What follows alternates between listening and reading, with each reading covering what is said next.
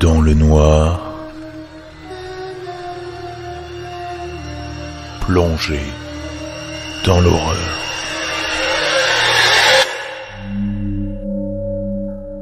Je ne sais plus quoi faire.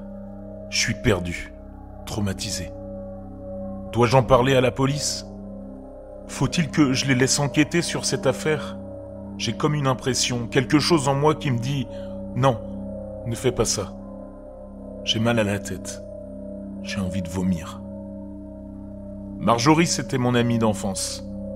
Elle était si gaie, toujours aimable. Elle était jolie aussi. Ses traits étaient à la fois harmonieux et attendrissants. On s'adorait. On rentrait souvent de l'école ensemble. On allait chez elle jouer un peu, avant que je retourne chez moi. Je crois en fait que tout le monde aimait bien Marjorie. Mais derrière sa joie constante, elle avait quelque chose en elle que je trouvais profondément dérangeant. Comme une sorte de mal-être extrême et dissimulé qu'elle cachait tant bien que mal avec cette fameuse bonne humeur. Mais personne n'avait l'air de le remarquer. Alors je me disais que ça devait être moi. Quelquefois, quand elle se retournait vers moi, je la voyais pendant une fraction de seconde comme un être chétif, d'une pâleur maladive.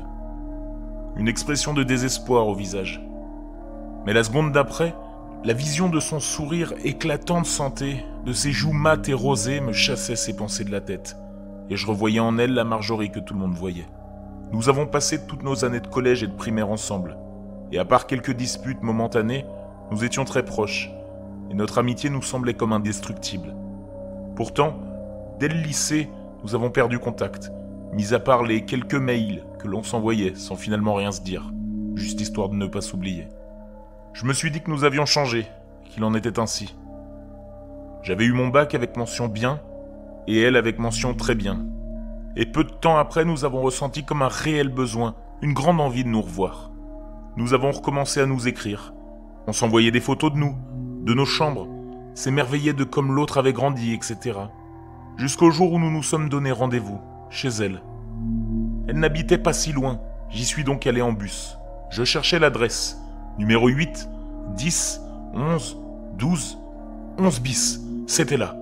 J'ai toujours trouvé étrange d'appeler une maison 11 bis. J'ai entendu que c'était pour qu'il n'y ait pas de numéro 13, mais je ne suis pas superstitieux. À ma grande surprise, même si j'avais reconnu la maison, elle avait l'air abandonnée. La nature semblait presque avoir repris ses droits dans le jardin, tant les herbes étaient hautes. Je poussai le portail de bois. Il était déverrouillé et a cédé si facilement sous ma légère pression que j'imaginais que le bois n'était pas tout neuf. La porte était entr'ouverte et les lumières éteintes. J'appelais « Marjo ? Marjorie ? Tu es là ? Y a quelqu'un ?» La seule réponse fut ma voix faisant écho. Comment avait-elle pu résonner dans une maison meublée ? J'entrai. Il faisait froid dans la maison, plus froid que dehors. Étrange car il n'y a jamais eu la climatisation chez eux. Ils l'avaient peut-être installée pendant toutes ces années. C'était plus vide que dans mes souvenirs, plus sale aussi. La mère de Marjo a toujours été une incorrigible maniaque. Voyant qu'il ne semblait y avoir personne, et de plus en plus envahi par un sentiment d'angoisse, je suis monté dans sa chambre.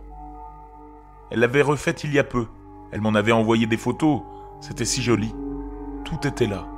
Enfin, presque tout. Elle n'était pas là. Je vérifiais l'heure sur ma montre.